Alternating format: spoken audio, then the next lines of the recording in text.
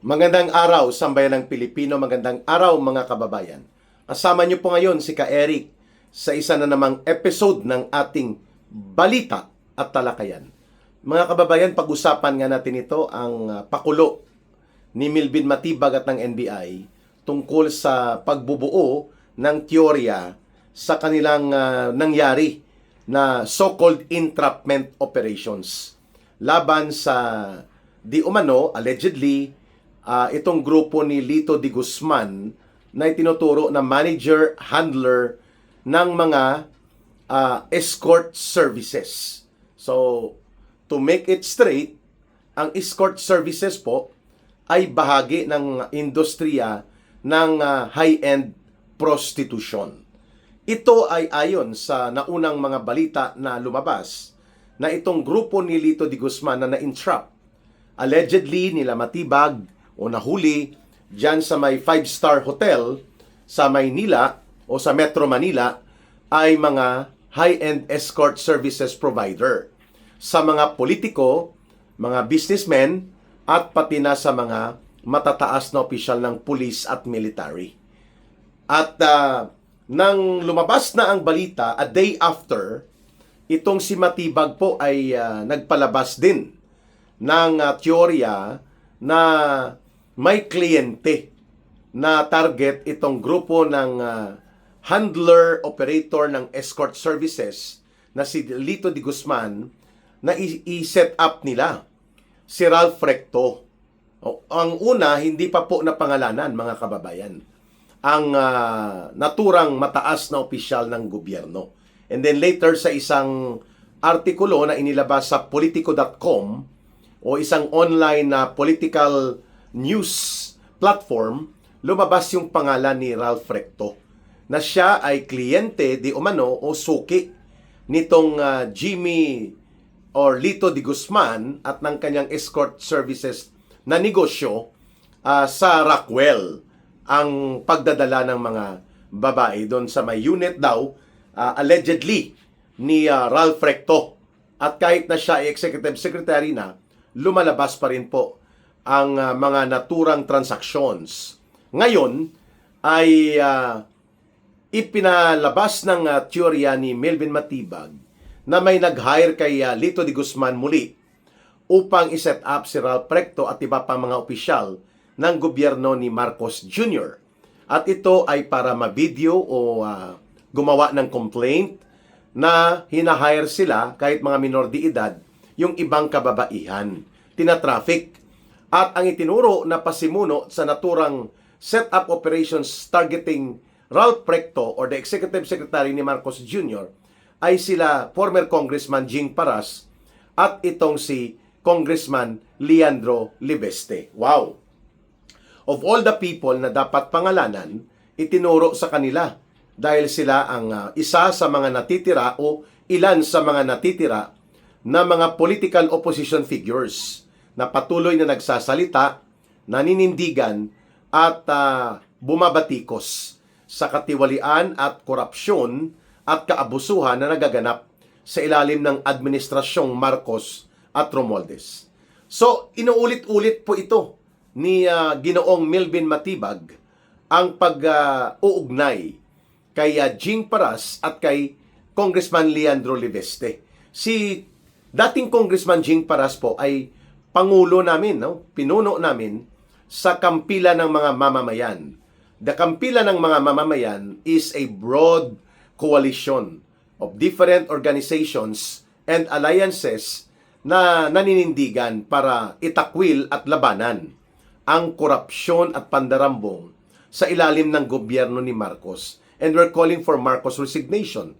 At ang aming pangulo sa kampilan at sa Marcos Alis Jan movement ay si former congressman at dating political advisor ni Pangulong Rodrigo Duterte nung siya pa ang pangulo, itong si former congressman Attorney Jing Paras. Si Congressman Leandro Libeste ay kilala naman natin na very vocal, articulate critic. Kasama po sila nila Kiko Barsaga dati sa loob ng Kongreso when Congressman Kiko Barsaga was not yet expelled from Congress na pinagkaisahan nitong mga aliporis ni Marcos at Romualdez. So si Congressman Liveste, siya din pong nagbulgar ng may existence ng Cabral Files sa lawak, lalim at lubha ng pangungurakot gamit ang DSWD ng iba't ibang mga sindikato na kasabwat ni Marcos at Romualdez di umano ayon sa Cabral Files nationwide, mga kongresista, ilang senador at ilang mga opisyal ng gobyerno. Si Leandro Liveste po ang nag-expose niyan. And of course, siya din ang nag-expose as revealed by Congressman Igay Erese na si dating Undersecretary Adrian Bersamin ay may inilahad na salaysay patungkol sa involvement ni Marcos at nila Romualdez sa pagdi-deliver at pagtanggap ng mga limpak-limpak bilyon-bilyon na pera. At may mga message exchanges sa pagitan ni dating Undersecretary Adrian Bersamin at kay Bongbong Marcos Jr. mismo.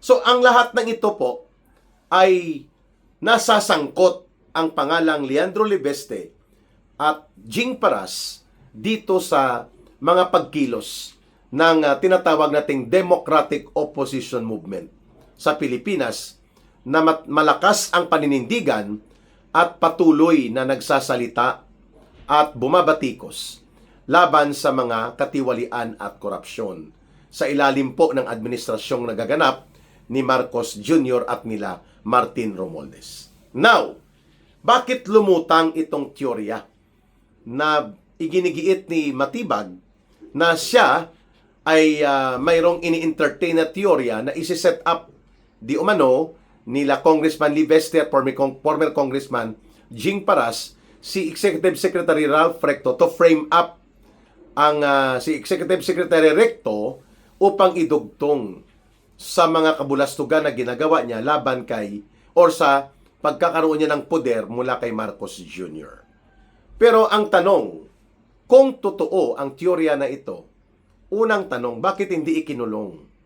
At bakit hindi kinasuhan ng kasong kriminal sila Lito de Guzman, allegedly ang handler operator o in short, itinuturong bugaw nitong mga high-end escort service providers na mga kababaihan na nai-engage sa prostitusyon. If indeed they are involved in such kind of illegal activities which are criminal ang mga ganyang kagawaan, bakit hindi po itinulak at ginawa ang karampatang pagsasampa ng kasong kriminal laban sa grupo ni Ginoong Lito de Guzman? Yan ang unang tanong. Pangalawa, hindi pa tapos ang investigasyon, nagkakaroon na ng konklusyon si Melvin Matibag. Bakit? So, parang lumalabas tuloy, nakabahagi si Melvin Matibag sa isang plano na magsisiwalat di umano ng isang masamang plano laban sa administrasyon ni Marcos, pero para maging makatotohanan, nagkaroon pa ng setting up of the crime scene and kunwari may mga nahuli na mga involved sa naturang masamang plano, which is yun nga ang pag-frame up daw di umano sa utos at pagbabayad ni Congressman Liveste at ni former Congressman Jing Paras para i-frame up ang Executive Secretary ni Marcos na si Ralph Recto. Ginawa nila lahat ang senaryo na ito para lumabas na parang kapani-paniwala at mayroong batayan itong teorya na inilulutang nila Melvin Matibag at ng NBI.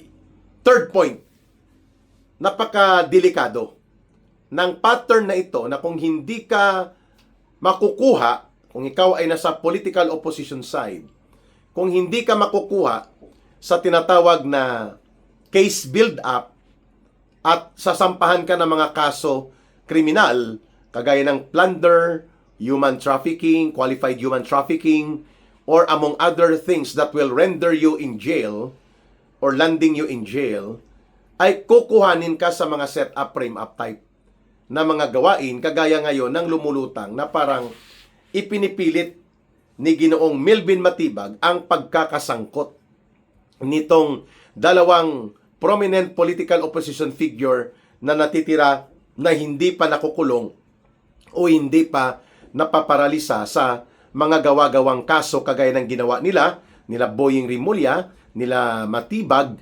Siyempre, sa utos ito ni Marcos Jr. at ng asawa nito na si Lisa Araneta. Who would ever care na immobilize or pakilusin at paandarin ang full force and full strength of government instrumentalities para lamang lumpuin at paralisahin ang mga opposition figures na mainit sa mata ng gobyerno ni Marcos, kundi si Marcos mismo at ang kanyang asawa na itinuturong pakialamera sa takbo ng gobyerno at administrasyon ni Ginoong Marcos Jr. So hindi pa sila nakontento, mga kababayan, doon sa pagpapakulong kay Senator Marcoleta at kay Senator Jinggoy Estrada at pati dito kay Congressman Mike Defensor at pati na rin po ang pagtago at pagtakas ngayon ni Senator Bato de la Rosa. Kailangan pa nila talagang ubusin isa-isa hanggang sa lumuhod at malumpo ng tuluyan at wala nang magiging boses ng paninindigan ang demokratikong oposisyon at mga leaders nito, kagaya ng paghahabol ngayon nila. Nagawan din ng kaso nila Lacson at ng Ombudsman at ng NBI si Alan Peter Cayetano. At ganon din po ang kapatid nito na si Pia Cayetano. And of course, pati po ang nanay ni Congressman Lian Liveste na si Senador Loren Ligarda. The pattern of systematic, repressive, and very abusive na paggamit ng proseso ng batas, ng law enforcement and investigation powers of the government, of the state, and the instrumentalities such as Department of Justice, Ombudsman, at pati po ang NBI ay ginagawa na ngayon na hindi na parang patago o palihim at pailalim. Talagang lantaran at garapalan ang naturang mga paglulunsad ng kaparehong frame-up attack upang lumabas na masama ang binabalak ng oposisyon sa gobyernong Marcos na ito daw ay konektado sa destabilization. Upang kapag sumabog ang iskandalo ng pagkakasangkot ni Executive Secretary Ralph Recto sa droga at prostitusyon at pati ang mga minor de edad di umano ay nasasangkot sa kanyang mga ginagawa, which is yon ang teorya na pinapalutang ni Melvin Matibag at ng NBI sa kanilang entrapment theory na yon daw ang set-up plan or the set-up plot nila Congressman Jing Paras at Congressman Liveste against the administration of Marcos Jr. Well, unang-una ibalik natin kung totoo ito, di ba't dapat, hindi ba ang tama ikulong, then sampahan ng kaso, and then doon pa magsisimula ang evaluation kung ang kanilang inilalahad nitong a certain Lito de Guzman ay may bahid ng katotohanan o bahid ng kalokohan at katarantaduhan. Well, kung mga kababayan, sila mismo ang naggumawa ng script nito, sila Matibag at sila Marcos Jr. upang palabasin na ito ay isang set-up plot na na-uncover nila at na-reverse. So, kung anong sasabihin talaga at itutulak nila Matibag na teorya at dahil nakakustody ngayon sa kanila, itong grupo nila Lito de Guzman ay gagawin at gagamitin nila ito para sa pagwasak ng opposition group. At yun nga, ginamit na sila, itong grupo na di umano na entrap, na nasasangkot sa prostitution or high-end escort services na ang nangontrata sa kanila para bumira ng isang plot operations upang ma-set up at ma-frame up daw di umano si Executive Secretary Ralph Recto ang nag-hire sa ganitong operations ni Lito de Guzman at ng grupo niya ay si Jing Paras at si Leandro Liveste. No, very patently Melvin Matibag. Ganyan din pong ginawa niya na ibinulgar din nila Ginoong Franco Mabanta, ang owner publisher ng online news area, media platform, PGMN, Peanut Gallery Media Network, na na-entrap din di umano sa halagang, how much was that? 75 million or 200 million na mga entrapment money dyan sa may Valle Verde Club na recover, and then sinabi ni Franco Mabanta na set up sila, na frame up sila para palabasin na ini-extort nila si Martin Romualdez. Same pattern, same patent, same diskarte Ang nakita po natin dito na naman sa ginawa na set up the executive secretary so that it will be connected to the Marcos administration upang magkaroon ng issue na iskandaloso at nang ganun ay magiging pangyanig o destabilizing effect sa buong administrasyon ng Marcos Romualdez. That is now the theory na pinapalutang ni Ginoong Melvin Matibag. Mga kababayan, kailangan po nating maging mapanuri, kailangan po nating makita ang pattern, ang correlation ng mga pangyayari at ang kapasidad at abilidad ng gumagawa na ganito. Ang ganitong gawain at mga taktika ay kaparehong kapareho po sa mga naging record ni Melvin Matibag according to revelations coming from people nang siya po ay nag-ooperate para sa Duterte government. No? Ganyan ang mga sinasabi ng nakakausap natin na style ni Matibag. So kung anong style yan, alam na ninyo. No? Maruming laro ng mga political demolition job operations.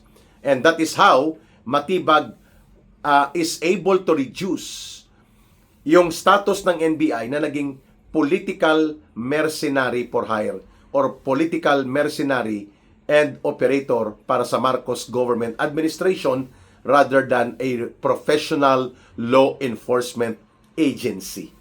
Ganyan din po ang ginawa ni Boying Remulla. Sinalaula at tinarantado niya ang kapangyarihang konstitusyonal at napakahalagang lubang seryosong kapangyarihan na dapat tagapangalaga at tagaprotekta ng mamamayan laban sa katiwalian, abuso at mga pangungurakot ng gobyerno at opisyal ng gobyerno. Naging birador ni Marcos sa mga maruruming laro sa political demolition job itong ombudsman sa pamamagitan ni Boying Remulla. Pero ang kasabihan, ang lahat ng kasamaan ay may katapusan. Ang lahat ng mga pananagutan ay may panahon ng paniningil at paghahatol. At ang kasaysayan ay nagtatakda na ang mamamayan kapag nagising at namulat ay pwedeng gumawa ng hakbang na sama-samang pagkilos upang baguhin po ang masama at kontra sa interes ng mamamayang Pilipino na uri ng pamamahala na umiiral sa ngayon. Yan ay patotoo sa mga naganap sa ating kasaysayan. Maraming salamat sa inyong pagtitiwala, pagsubaybay, pagtangkilik sa ating Ka-Eric Celis YouTube channel and of course sa ating mga balita at talakayan sa ating videos na sinishare. Mabuhay po kayo at maraming salamat. Bye for now. Ito po si Ka-Eric.